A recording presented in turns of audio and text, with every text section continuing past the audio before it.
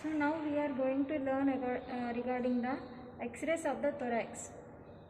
This is posterior anterior view of thorax.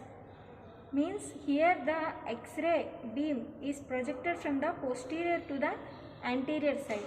This is done in order to visualize the lungs, mediastinum, trachea and all the skeleton of the thoracic region. Now coming to one by one, the position of the X-ray. While we taking the X-ray, the position is we have to keep the hands of the patient on the waist, on the patient's waist, and then we have to take the X-ray in order to clear the lung fields from the scapula. Here we can see this is the scapula. So in order to free the lung fields from scapular shadow, we make the hands of the patients to rest on its waist.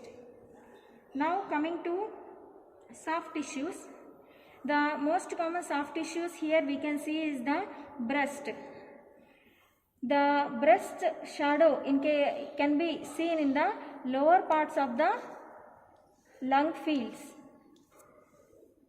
To the skeletal framework in the region of the thoracic region, the bony elements we can see here are vertebrae. Here we can see the spines of the vertebrae, and then the ribs. These are the ribs. The costo-transverse joints between the ribs and the transverse processes of the vertebrae. So while seeing for the bony elements within this region, we can see if there is any fracture of the ribs, or if there is any cervical rib which is attached to C7 cervical vertebra, or if there is any notching of the ribs. In case of coarctation of the aorta, because of the collateral circulation through posterior intercostal arteries. And now coming to trachea. Trachea, it is a translucent shadow of air. Here we can see a shadow of air in front of the cervicothoracic spine. Now these are the domes of diaphragm. The right sided dome of the diaphragm, it will be at a level higher than that of the left side, and the dome of diaphragm, where it meets the costal angles, it forms the costophrenic angles. This is the right costophrenic angle, and here is the left costophrenic angle. Under the right dome of diaphragm, we will have smooth shadow of the liver, and under the left dome of diaphragm, we will have fundal gas. Lungs. Lungs permit the passage of X-rays, and they appear as translucent shadows during full inspiration. The root of the lung, this is the root of the lung, it appears as dense shadow because of the large bronchi and the vessels. And the blood vessels and the bronchi, they appear as radiating shadows from the root of the lungs. Here we can see these all are the bronchovascular markings. These are the bronchovascular markings. The lungs are divided into three zones. The upper zone is from the apex of the lung to the second costal cartilage, and here this is the second costal cartilage, from the apex of the lung to the second costal cartilage, and the middle zone is from the second to the fourth costal cartilages, and the lower zone is from fourth costal cartilage till the base of the lungs.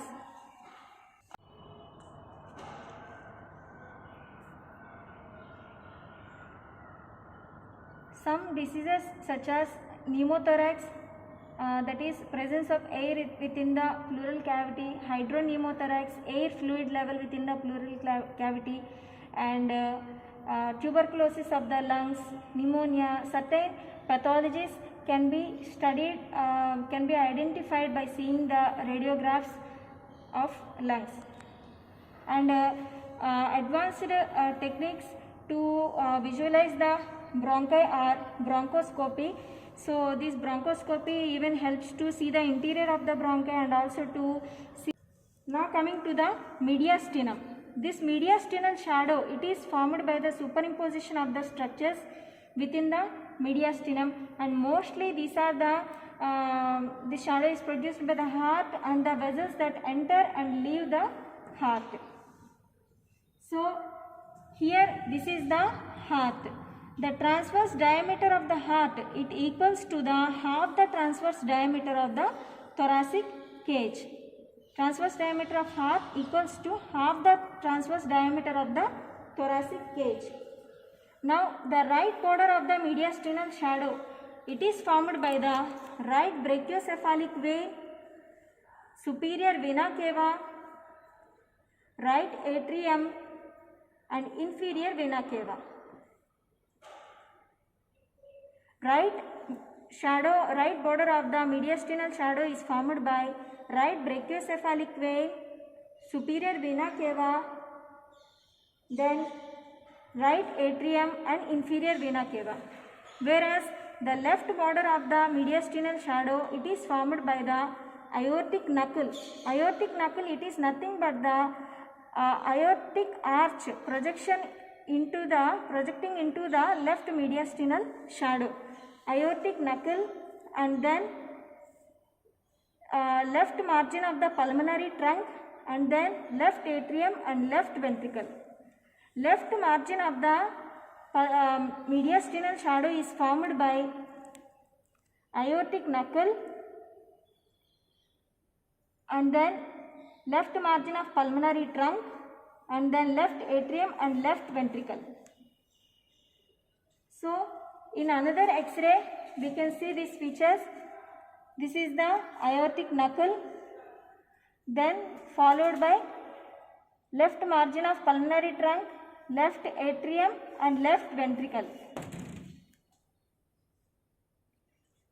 Sometimes astrocardia, this heart is seen, the apex of the heart, it is seen towards the right side, because all the thoracic and abdominal viscera, they are exactly the mirror image of the normal. Of imaging of the vessels of the heart includes coronary angiography, by which we can identify the site of occlusion of the coronary arteries. And there were also tomography, that is depth of the tissues, selected depths of the tissues can be studied to identify the deeply situated lesions. So this completes the radiography of thoracic region.